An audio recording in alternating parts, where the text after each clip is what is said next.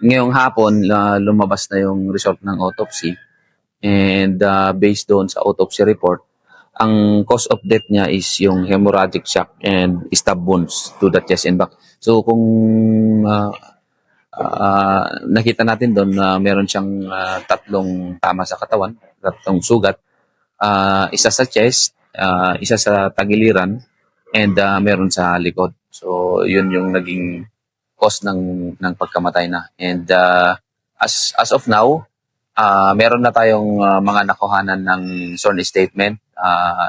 Yung iba nakasama niya na doon during nung nag-inuman sila at nung nagsugal sila nung time na yon.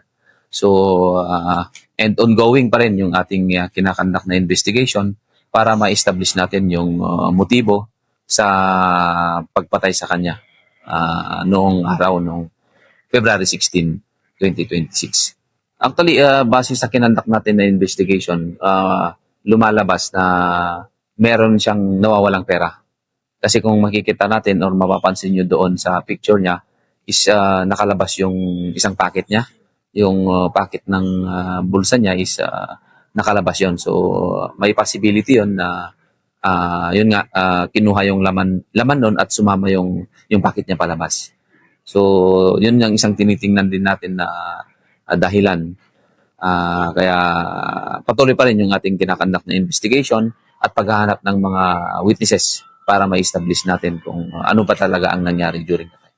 Actually, yung nakuhanan na natin ng sworn statement is nung una, nung February 17 and 18, may apat na tayong nakuhanan. And nung February 19 is, I think, 7 yung nakuhanan natin. And we're on the process pa ng validating kasi may nakikita tayong mga discrepancies pero kailangan pa natin i-validate para ma-determine talaga natin kung ano talaga ang totoong nangyari nung madaling araw kasi nag-start silang mag-inuman ng alas 2 ng hapon and allegedly natapos na sila ng mga madaling araw na ng February 16. Hopefully in the coming days maka-establish na tayo ng person of interest na.